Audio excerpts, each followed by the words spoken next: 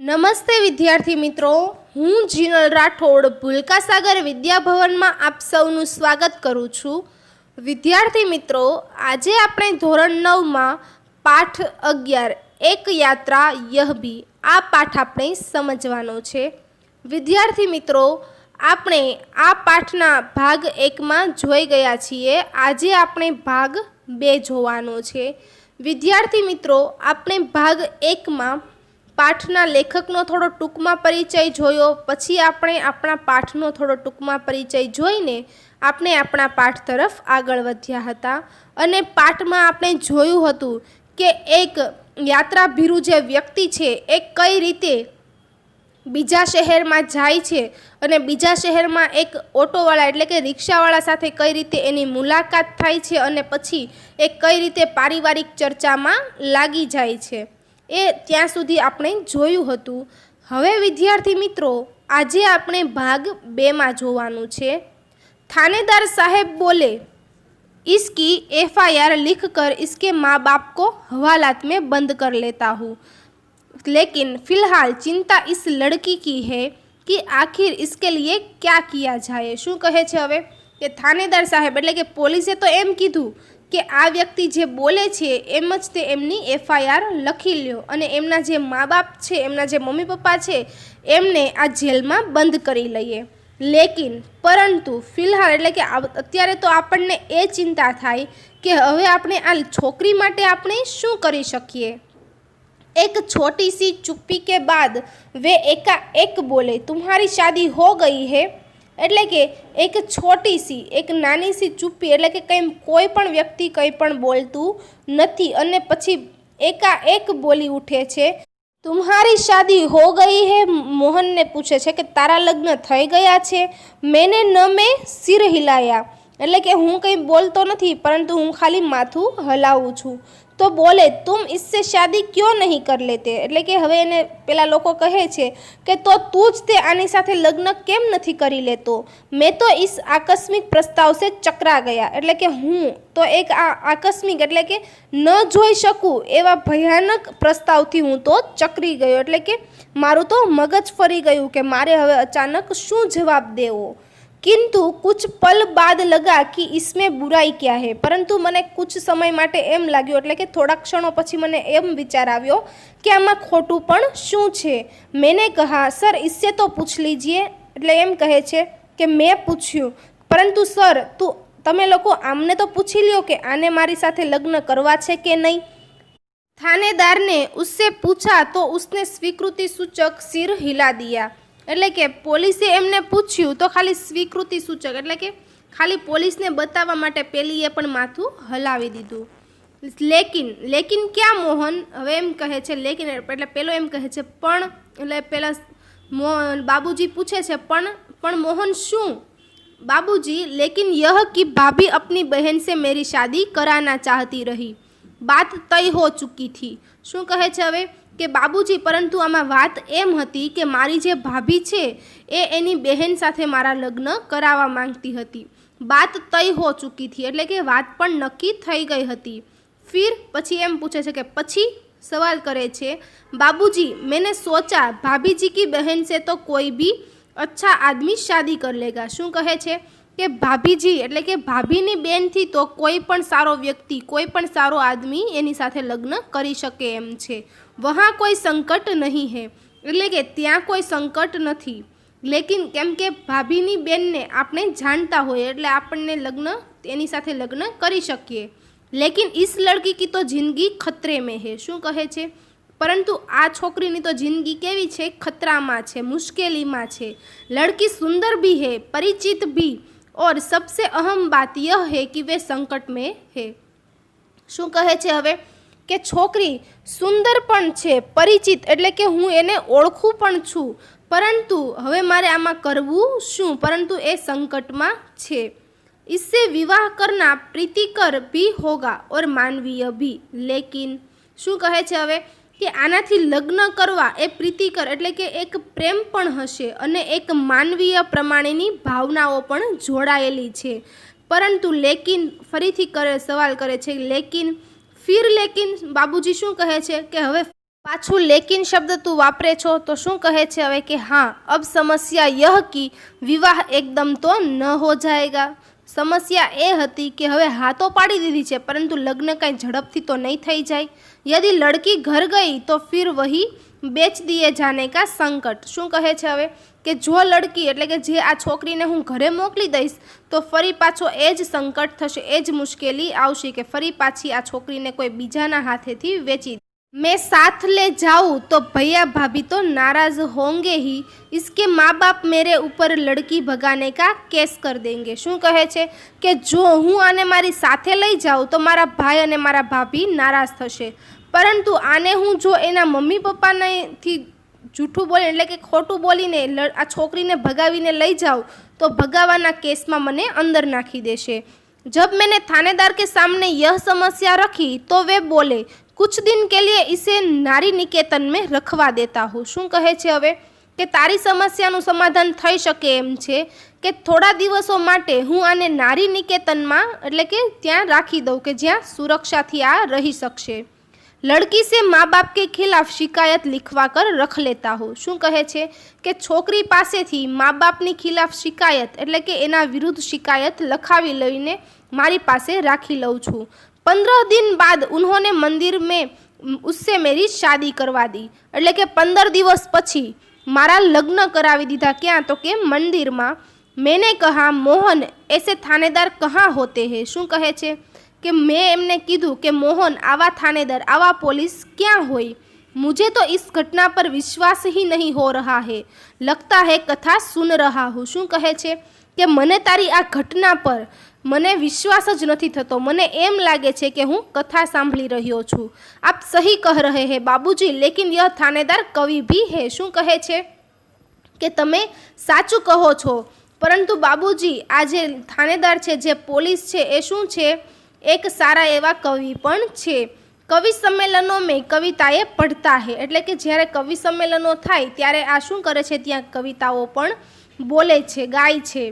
और इसकी कविताएं मानवीय संवेदना से भरी होती है एटले कि अने आनी कविताओं जेटली पण कविताओं लखेली छे ए बधी मानवीय संवेदना एटले कि मानवोनी समस्या अने मानवोनी भावनाने समजवा माटे लखेली होय छे। हाँ तब ठीक है भाई, हर क्षेत्र में कोई ना कोई मसीहा दिखाई पड़ ही जाता है। शू कहे छे कि हाँ हवे तारी बात मने साची लागे छे, ठीक लागे छे कि कोई पण अने कोई ना कोई क्षेत्र में कोई एक एवो मसीहा, कोई एवी आपणी मदद करवा माटे एक एवो भगवान, एक एवो देवदूत तो आपणी साथे होय ज छे। हाँ तब यह कि मेरे भाई भाभी मुझसे खफा हो गए। शू करे छे हवे कि हाँ त्यारे ज ते मारा भाई भाभी माराथी शुं थई गया, खफा एटले के नाराज थई गया और हमें घर से निकाल दिया अने अमने घरेथी काढी मूक्या। शू कहे छे हवे कि हूँ ज्यारे एने घरे लईने गयो त्यारे मारा भाई भाभी माराथी नाराज थई गया अने अमने बंनेने घरमांथी बहार काढी मूक्या। एक तो मैंने उनकी साली से शादी नहीं की, दूसरे जिस लड़की से की वह किसी और जाति की है। शू कहे छे हवे कि नाराज एटला माटे हता कि एक तो मैं एनी साळीथी लग्न न कर्या अने बीजी वात तो ए हती कि मैं जे लड़की साथे मैं जे छोकरी साथे लग्न कर्या ए केवी हती, कोई बीजी जातिनी बीजी ज्ञातिनी हती। तो तुम लोग ग्वालियर आ गए। तो शू कहे छे हवे कि हाँ एटले ज तमे अहींया ग्वालियर में आवी गया हशो। हाँ बाबूजी, आगरा में हमारा निबाह होना कठिन था। शू कहे छे कि हाँ आगरा में अमारू रहेवुं शुं हतुं, मुश्केल हतुं, एटले अमे लोको अहींया आवी गया छीए। पराये शहर में भले ही कोई अपनापन न हो, किंतु यह परायापन उस अपनेपन से अच्छा है ना। शू कहे छे हवे कि आ पराया शहर में भले कोई आपनुं न होय परंतु एक परायापन, आ परायापन पण शुं छे सारी बात छे। आपणापणथी केवा छीए आपणे दूर छीए अने परायापणथी आपणे शुं थईए छीए परिचित थईए छीए। आ पण एक सारी ज वात कहेवाय कि ज्यारे आपणा लोको आपणने शुं करे ठुकरावी दे अने त्यारे आपणे शुं करवुं जोईए, कोई बीजा व्यक्तिने अपनावीने एनी साथे खुश रहेवुं जोईए। जो दिन रात अप्रीतिकर व्यवहार बनकर तन मन को उद्विग्न करता रहे। शू कहे छे कि जे दिवस रात આપણાથી પ્રેમ કરતો હોય, જે આપણી સાથે પ્રેમપૂર્વક વ્યવહાર કરતો હોય, એવા તન અને મનને ઉદ્વિગ્ન એટલે કે એકદમ વ્યાકુળ બનાવી દેતો હોય એવા વ્યક્તિ સાથે જીવન કાઢવું કંઈ મુશ્કેલ હોતું નથી. हाँ सही कह रहे हो. શું કહે છે કે હા તું સાચું બોલે છો. તો यहाँ कोई नौकरी तो रखी नहीं थी. શું કહે છે परंतु तारी तो અહીંયા कोई नौकरी હતી नहीं, बस ऑटो का दामन थाम लिया और उसी के सहारे चल रहा हूँ. શું કહે છે કે મારી પાસે કોઈ નોકરી તો છે નહીં, પરંતુ આ રિક્ષાનું દામન એટલે કે આ રિક્ષાનો મેં સથવારો કરી લીધો છે અને હવે આની સાથે જ મારે આખી જિંદગી જીવવાનું છે. એટલે કે બસ હવે આમાંથી જ તે મારે કમાવાનું છે. વાસ્તવ મેં તુમ બહુત બડે હો મહાન. શું કહે છે કે હકીકતમાં તારું દિલ અને તું ખૂબ જ મોટો છો. બડે બડે લોગ તો નારી હિત મેં બડે બડે લેક્ચર દેતે હૈ. શું કહે છે કે મોટા મોટા લોકો તો શું કરે, નારી હિતના સન્માન માટે મોટા મોટા લેક્ચરો આપતા હોય છે. લેખ કવિતાએ લિખતે રહેતે હૈ એટલે કે લેખન વિભાગ અને કવિતાઓ પણ લખતા રહેતા હોય છે.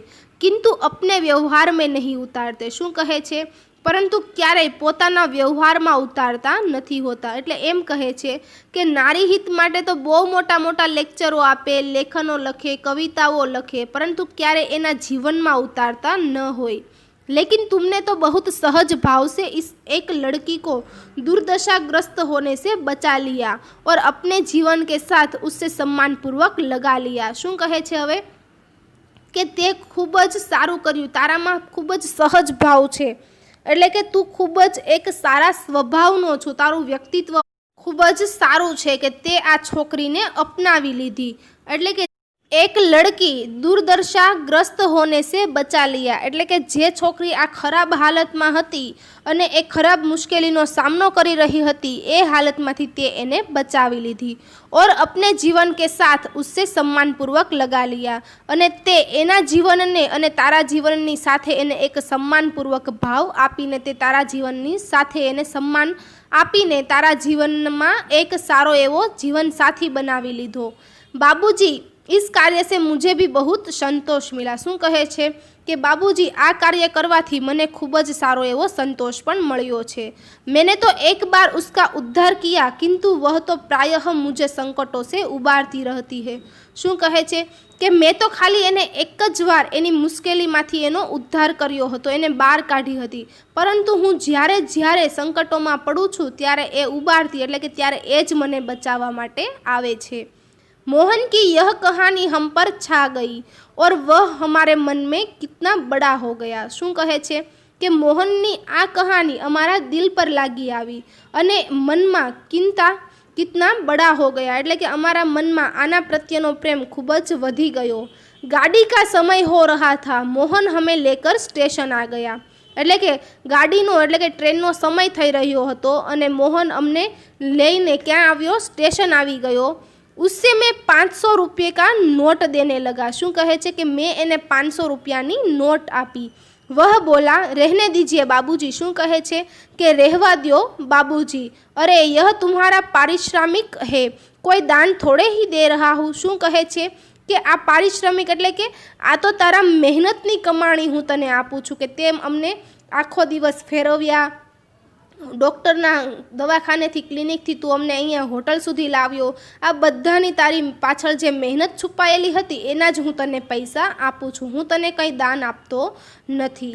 बाबूजी मैंने माँ बाप का प्यार नहीं पाया, कल से ही लग रहा है कि मुझे माँ बाप मिल गए हैं. શું કહે છે કે બાબુજી મેં ક્યારેય મારી મમ્મી પપ્પાનો પ્રેમ નથી ઈચ્છ્યો અથવા તો મને મારી મમ્મી પપ્પાનો પ્રેમ નથી મળ્યો, પરંતુ મને કાલથી જ એવું લાગે છે કે તમે મારા મા બાપ છો, મને મારા મા બાપ મળી ગયા છે. इस सुख के आगे पैसे का तो कुछ भी मोल नहीं है. શું કહે છે કે મા બાપના પ્રેમની આગળ તો આ પૈસાનો પ્રેમ તો કંઈ મોટી વાત નથી.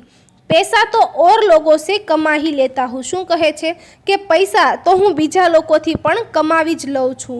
બેટે લેकिन मेरी भी तो सोचो. શું કહે છે પરંતુ બેટે એટલે કે બાળક પણ તું મારી વાત તો સમજ. मैं बेटे का शोषण कैसे कर सकता हूँ. શું કહે છે કે હું આ એક છોકરાની મહેનતના પૈસા હું મારી પાસે કેવી રીતે રાખી શકું, તારે મારું પણ સમજવું પડશે.